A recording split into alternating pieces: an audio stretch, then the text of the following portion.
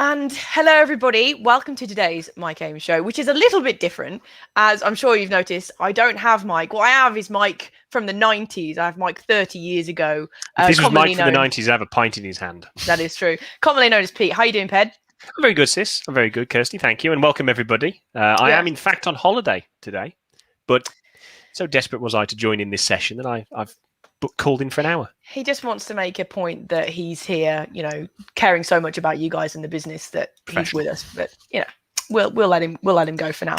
But we are actually joined by somebody who's bit of a surprise guest, and that is the other one. Who is it? Who's joining us? Oh, look at this entrance. Oh, there he is. There he is. Now, to anybody who doesn't already know and can't tell by the very clear family resemblance, this is the other sibling. This is Tom Ames. Hi, Tom. How you doing? I'm good, thank you. How is everyone? Very good. Very good. All the happier for you being here. Oh, you're talking at the same time. Have you done this before, this podcast, or? Yeah, okay. It's LinkedIn Live, but whatever. Don't worry about it. So for everybody who doesn't know, today we're going to be talking about sort of how you can incentivize your staff that isn't based around money. And Tom, can you just explain what you do, and then we'll go into why we've asked you to be here today? Yeah, sure. So sales in its true form, sales, but I also do the purchasing as well. But realistically, it's sales in a business in the UK that trades globally. We import and export food. Me personally, I focus on nuts. So I'm sales in that sort of environment. So it's a commodity, isn't it? It's something people could buy from anywhere. If they buy from you, there has to be a reason above and beyond. Yeah. And the reason we've got you here today is, can you tell us what your pay structure is? How are you paid? So I'm salaried, 100% salaried. But which is previous experience, I have done commission and a mix of the two. So I've got some good experience of a lot of different pay structures. Yeah, because you used to be in recruitment, which is why we were so keen to get you on this show. You used to be very much in recruitment, which of course is heavily commission based, whereas now you're in a sole salary based area. And I wanted to sort of talk about that because a lot of people get into certain industries, especially recruitment, because they're sold the dream of, you can make so much money and everything. But going basic means that there is sort of a limit to that. So from your point of view, what motivates you as an employee to do the best job that you can do if it's not commission, if it's not the odds of increasing your paycheck or doubling it at the end of the day? Yeah, I think what's important to take note here is that everyone's an individual. Me personally, I struggled with not the pressure of it, but the uncertainty of commission based. Mm-hmm. Whereas what I have now is I know, in a sense, I know what I'm going to get paid, but I'm not driven by money. What drives me is a couple of things really. It's the thrill and the kill almost. Like it's some of these opportunities take months, years to achieve. It's the identifying prospect, moving through relationship, growing, and then finally getting that sale.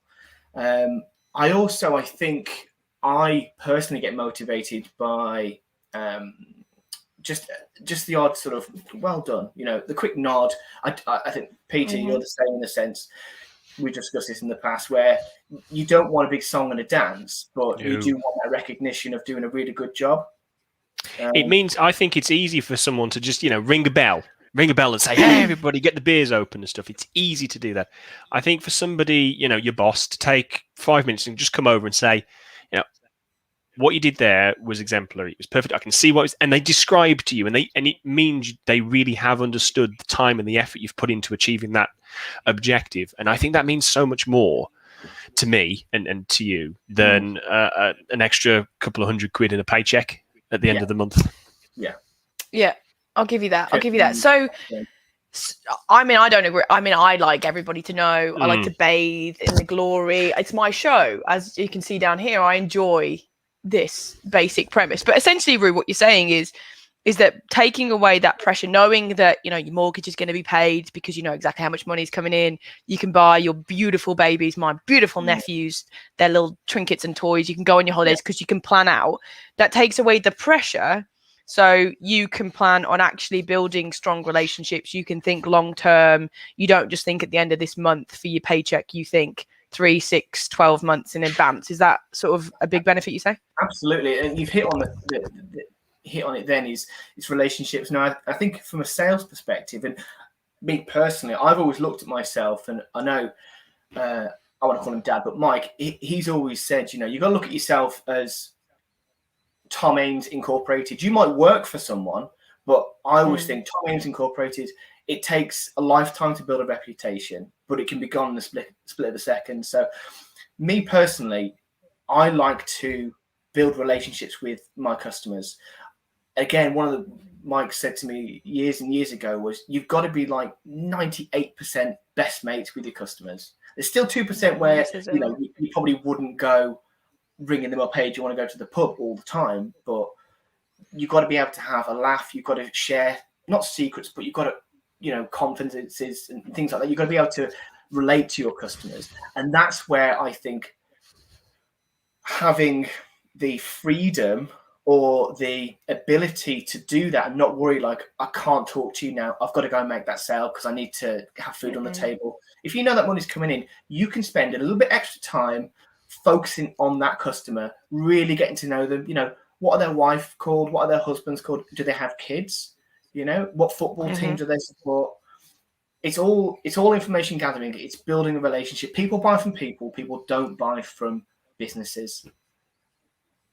I love how you don't even work for Flair, but you use big Flair statements because it's so clear that Mike has just been incorporating that in our brains. An influence in our upbringing, yeah. He is an influence. Well, I think, so if I can sort of just summarize there, it's because it's worth noting as well, it's not like you were on a low basic and you just lost your commission. Basically, when you took this job coming from previously sort of commission and sales balance type thing, it's you're paid a similar amount. It's just you've lost those bluebird months where you'd be well rewarded, but you've also lost the risk of a tricky month, and in exchange you've gained almost the ability to really invest in relationships without fear of focusing on hitting that end of month target and so on. Is that, as a summary level, kind of what you're saying? Yeah, absolutely. And although, you know, I work in a different industry now, recruitment and what I do now is very similar. You know, you can get peaks and troughs throughout the year because I'm dealing with commodities, particularly crops. So they grow at a certain time, they're harvested at a certain time. There's going to be peaks and troughs in that system. But and again, for the sort of recruitment, you're not always going to be selling people's skills to different companies. So you've got to manage that. And I think if the times when you're not able to place someone, if you are building a relationship with someone, if the opportunity comes up, who do you think they're going to call? Joe Blogs down the corner, or virtually their best friend who they talk to all the time. And so long as when you get that opportunity, you have the ability to place a good candidate.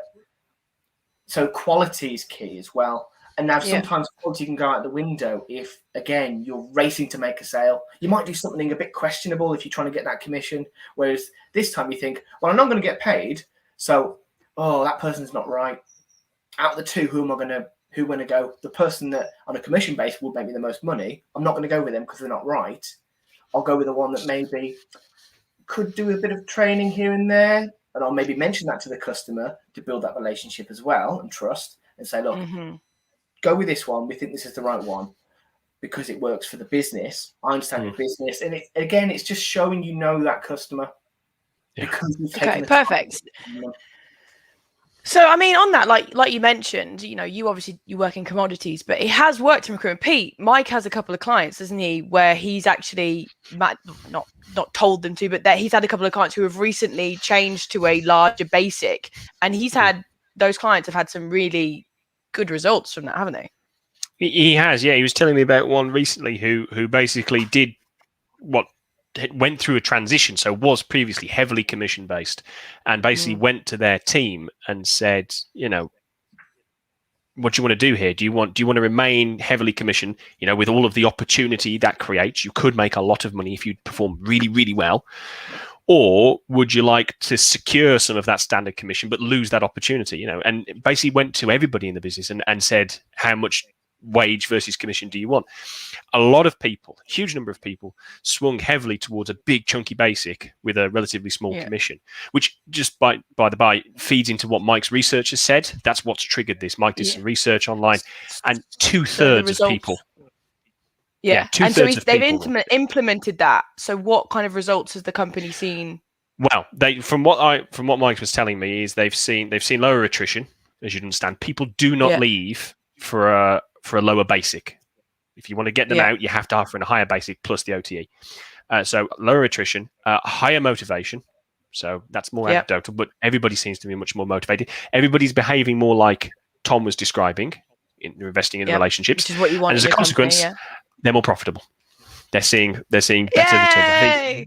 I think huge benefits. In fact, I won't quote the number, but a big chunk of increase. And I think somebody in the comments has kind of been alluding to this as well. Yeah. So Gavin's made a really good point here, Tom, which is he's done all of that. And he very much relied on his commission. So the things that you were saying earlier about like the relationship building and stuff like that, and he was heavily commission based. And that leads me to a question. Actually, thank you for that comment, Gavin. Is if you do this, if you transform from a very commission based and you go higher basic, lower commission, not necessarily zero commission, you don't have to go 100%, but maybe 80-20. So 80% basic, and somebody starts to underperform, which I know is probably going to be a big worry out there for a lot of business leaders. Anybody who's doing this, what would you recommend that they do in order to sort of not solve the problem, but to put them back on the straight and narrow? Yeah, it's an interesting one because I think people are all individuals, and we all know that. Everyone has a language of love, which can be used transactionally in life in general. You like to be shown that you are appreciated by, buying gifts or recognition or money or various other ways. And I think it's the job as a manager and a business owner to identify and actually take the time to identify that with their team. Now, there are ways of doing that. I mean, if you have a once a year appraisal, is that going to work? No, I don't think it is. I mean, for some people, yeah, it might do. For the majority, I think you need to track it and you need to action it, and you need to be able to tick it off and think, yeah, I've achieved that, fantastic. Because I think you'll get from that is you'll get that sense of achieving something throughout the year, and that might spur you on to do more. I mean, I think as a business, we the business I'm in, we've recently changed to a new form of like appraisal. It's not really appraisal either. It's being able to speak to your manager, your line manager, and your team, and set yourselves objectives and targets as a group, individually, track them. Work through them step by step, so you can say I'm 65% through with this one or whatever, and you can see it. And I think productivity is going to increase because of this. If you're held to account in a sense, not in a negative way, but you're held to an account that you set those objectives yourself with your manager, so you have to achieve them. Well, this plays into what a lot of we've had Alan Kenny on here quite a few times, haven't we, Kirsty? And this is very much what he talks about, the fact that it should be a joint thing and it should be continuous. There shouldn't be an end of year appraisal where we're not doing very well. What do you mean? I thought it was fantastic, but I'm really not happy with how you manage it. None of that. It should be constant conversation. And that's what means you stay on track, but it also means you understand the person and what motivates them. We had one client, I remember, who I think for him, this was his trigger point when he realized that you can't just manage everyone the way you manage yourself. He was managing someone. He kept offering money, like, if you do well, there'll be bigger pay, you increase your pay packet, and she just wasn't changing. And eventually he kind of sat down. What is it you want? Basically, if she performed well, she wanted to be able to leave early because kids' commitments, it would have made her life much easier. Her motivation was that, not money. everybody has a different motivator. And I think that's what you're alluding to there, Tommy, as well, wasn't it? And we definitely talked about it earlier, that you need to really understand the individual's motivations and what gets them going if you're going to have a difference. I do have, I mean, we've got a couple of questions here that I really want to go to because, so Martin's made an excellent point. And Martin, finally, we can see your name on the comments. So it's a big one. But throughout his recruitment career, the big billers were always a minority. And that mean the others didn't underperform. It's just they weren't overachieving. And so do you think that kind of a higher basic sort of gets rid of this because they know that they aren't, going to be massively pushed, so they're going to stay and be more comfortable and they're not going to feel as a team that they are underachieving just because they're not overachieving? Does that make sense? It does. And I think the comeback to that is, you can't have a one rule fits all. I think if you're going to do this, you say, right, you listen to your staff. Some of those big billers will say, no, I want to stay on the commission because I know I can achieve that. My personality is set that I like the pressure. I work well under pressure. I want to do the commission. Keep them because they're the people you want to do that role. You don't want to lose them. They're bringing loads of commission in. But on the other hand, you might have someone that doesn't like the pressure but hasn't had the opportunity to do it yet. That's not to say they will. But if you implement alongside this the ability to manage them throughout the year continuously, you can see if they're not working out. And you know what? They themselves will probably think, oh, crikey, I'm not doing this. It's maybe not the right job for me or whatever. Or maybe it's not the right commission basic. Maybe they need a higher basic and a less commission or vice versa. You can adapt. It's not set in stone, is it? Yeah, exactly. So I think going back to, sorry, I missed the chap's name, but it was Martin. His name was Martin. Martin, it was great. You're not going to have a business full of big, heavy hitters. 80-20, you might only have 20% of the big, heavy hitters. The rest are the ones that kind of plod along, they bring the money in, and they still do a really valuable job, but you can't manage them the same because they're different personalities. Yeah, I'd like to just pick up on a point you made there, Tommy, about the A players. That's a phrase I hear a lot in recruitment. You've got to hire all A players. And the thing, when Mike did his survey and his research in this, one of the things he found is 2/3 of people said, yeah, I want to be on a higher basic with a lower commission or a team commission, something like that. The third who voted for, no, I want higher commission, higher opportunity to earn. Huge number of that third, something like 90-80%, were all recruitment owners. So if you take these A players who are massively commission focused, they want the lion's share of the money they earn. They're good BDers, they're motivated self-starters. You're basically describing a future recruitment owner. You're describing your future competition. And that's why. And when someone like that goes, they really hurt because they're a great performer. And even if they don't take your clients, you lose a lot of those clients because the relationship's so tied. Plus, there's a good chance you have created your competitor who won't have your overheads, who won't have the office costs, who will be able to undercut and undermine your existing clients. So I think, like you say, they're great. But actually, if you want to build a scalable business that's going to constantly churn out the money every year or be valuable to someone else, you want these good performers, people who aren't going to be tempted away, who aren't going to do it themselves, who are, for a good wage, going to do a good job. That's my thoughts. That actually leads me into another question. So you can, Tom, but then I've got a question that I need to ask. But go on. I was going to say, raising the question to the kind of the audience here is, if you are a business owner, is now the right time? With COVID, you're probably having a lot of people working at home. They've had to change and adapt. Why not also address the commission, the pay structure at the same time? Because people are starting to work. I mean, at the business I work in, we just had an employee engagement group put together, and we questioned all the staff and said, what do you want as a work-life balance? Do you want to work at home the majority of the time? Do you want to be in the office? Do you want to have a mix of the two? So with that, kind of, I guess, goes in hand with, if you're reviewing everything about how the world is going to look post-COVID, why not also look at pay? Because if you're implementing change, it's a lot easier to implement change in one go than dribs and drabs, because you think, I've just got used to that. What, are you asking me to do this as well? So now is probably a great time. I don't know. I mean, we've got... Gavin agrees with you straight away, and I'm sure other people will do let us know in the comments. But we do have another question from Gavin, which has sort of already been referenced, but I want to bring it up because I want it to take us into the next stage, which is, he says, you know, if you assume that only 10% are those big billers that kind of motivate themselves, who might potentially be your competition, how do you attract them? And I think Pete's made a really good point earlier about the fact that you may not necessarily want to attract them in hindsight. Those people who do what they need to and move forward might be a dream, but attracting anybody in this current environment that we've got is difficult. And that is where we go into something we recommend, which is an employee value proposition, or an EVP. Ped, do you want to briefly just explain what an EVP is?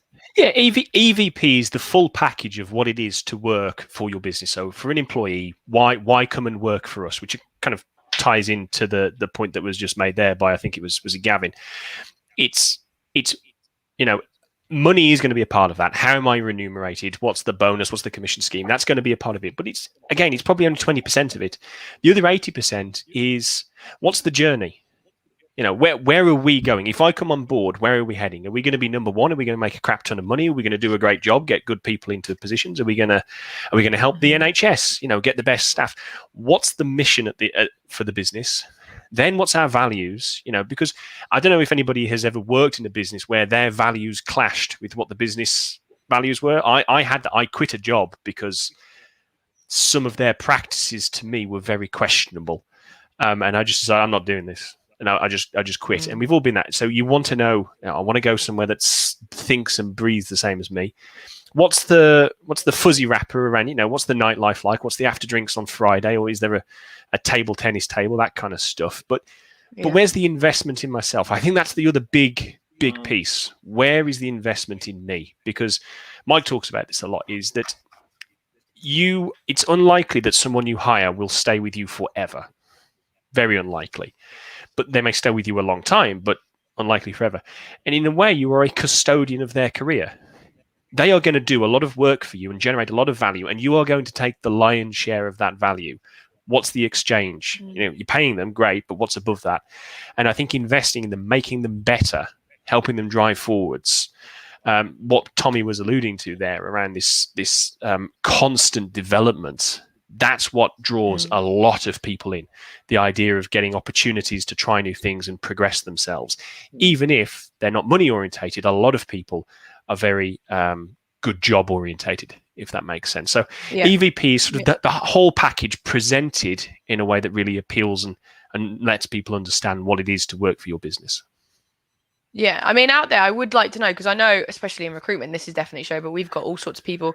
Are people struggling to get staff that they want? Because I think that this is an excellent way to do this. You know, like we've spoken before, we've got another comment. Here we go, before I go into this. So being part of an overall business model and plan, be part of that process, commission, good basic and incentives throughout. It's all about the investment of people. I think that's a really great point, Joseph. Thank you for that.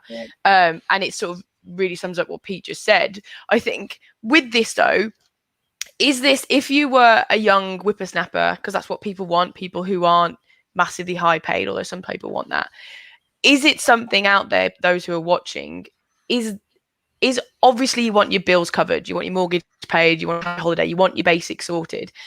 Is, once you've achieved that and are sort of comfortable, is what outside of that is appealing to you? I would really appreciate it if people put in the comments, because so many people, I think business owners still don't necessarily get that it is a big deal. Business owners, by their nature, there's a sampling bias. They're money orientated, not exclusively. I don't want to say that. I know a lot of business owners who have a very strong ethical perspective and a lot go into it because they want to do it the right way and they didn't feel they could in the business they were in. But there does tend to be a strong money orientation. And I think that ties back to what Tommy was saying earlier, Roo. You need to understand the other person and that they may not be like you. Absolutely. And I think finding out what they want is one thing. And I think that the really hardest part is listening and actually doing something about it. Because you with all the will in the world, you can have all this information in front of you. But if you can't actually take it off paper and implement something that makes someone happy, you know, like you said, okay, yeah, you might need to go early to pick up your kids, or you might want to say, right, okay, on a Friday, I want to finish at 1 o'clock.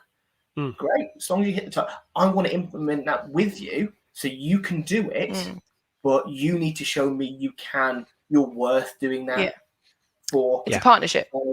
A partnership, absolutely. Now, but that's sometimes I think that's where the struggle comes, because as a business owner, and I'm not one, but I think as a business owner, I would imagine that they see a lot more information than I necessarily would. They see the finance, the balance sheets, and all sorts. I think, crikey, we need to try and drive the business forward and get as much money as we possibly can, because essentially you're not in business just to make friends, are you? You're in there to make money.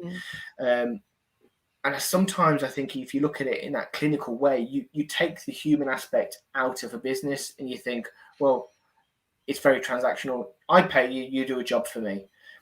I think that you will get more from your employees if you think, I pay you, yeah, but I want you to work for me. Yeah, that's interesting. Yeah, it's a very interesting point of view, actually. Yeah, I mean that's the EVP. The EVP is I want people like this who value all of these things that I've just outlined in my EVP. I want those people to come and work for me, and I don't want anyone else. It's a process of exclusion. Your EVP should turn off the wrong people. That's the point of it. Yeah, because I mean I think we've talked about it before recently. I don't know when it was, and again I think I saw a TED talk or something. I think the name. The name Simon Sinek, I think it was. It's the one we're talking and about. he's talking about who gets recruited into the Navy SEALs, the US Navy SEALs, and it's not the big butch bloke that can bench 300 pounds or whatever, and can fight anyone. It's the person that looks after his colleague. It might be quite scrawny, might be more intelligent, but it's someone that's got a bit of empathy as well. They've got to have basic skill for sure, but it's the person that can help bring someone along, and that's the kind of environment you want to nurture as well in a business. Yeah. Okay. And quite often. Okay. Kirsty. Yeah, I'm just saying we sort of have to sort of round up here. We are pushing time. So Tom, in a second, just because you're our brother and we look very alike, I'm not letting you get away with this. You still have to do this. In a second, I come to people. If somebody's watching this and they're thinking, all right, I want to be going the way of kind of reviewing my pay structure. What's their first tip? So you think about that for a second, because we've had a couple more comments. So Sam's made a great point. It is difficult, I think, to do this because money is easy to monitor. They're achieving, they're not achieving. As an employee, you're earning, you're not earning. But employee sentiment is challenging. And I do think, Sam, based on the stuff that Tom's been talking about, is that, and Pete mentioned as well, and that we've had guests on previously, is that it's all about being in touch with your employees. It's all about making sure that you don't just have one check in a year. It's about making sure that you go to the pub with them in really more casual settings. Ask them how they're getting on in the tea room. Don't necessarily make it all about big meetings, but you can not necessarily measure it, but I think you can get a good pace on it if you do it over a length period of time. And Martin's made a great point here, which is he's done essentially, Tom, very similar to you, but from he's got a bit of commission, but he's also gone really large on those EVP benefits, lots of holidays, working hours. And I do believe, Martin, that is the way forward, especially now where it is a very employee driven area right now. The world is very much driven. There's a large demand and not a lot of the Rector X right now. I think we can all agree on that one. Yeah. So I think you've definitely made the right decision there, Martin. So Tom, Rue, Kirsty, before Rue does, could I just make 2 points really very quickly? Number one. Yeah, I know. Gavin asked a question about how you monitor in such an environment where you've got this customized bespoke thing. So how do you monitor performance in that one? And it's a super, super important question. I don't think we're doing it next week, but we'll talk to Mike about getting it in. I will say it's all down to ratios. It's all down to conversion ratios from various stages. So there are ways to monitor it uniform, despite everybody operating at different levels, because the key is that jobs are getting filled. They're coming in and getting filled. So you can measure it. There is a way to do it. And I think the other point I just wanted to quickly make is that privilege of performance. A lot of what we've just described, all of that freedom, what Martin was detailing, you may not give to someone in the very early stages of their career with you. It may be something they earn, a privilege of performance. As you master the art, you can start to work where you want, because I trust that you are capable of still delivering these conversion ratios. So again, we'd pick up on that and we'll talk to Mike about doing it on a future show. So thank you, Gavin and Martin, for both those points. Perfect. Now, Thomas, it's your turn.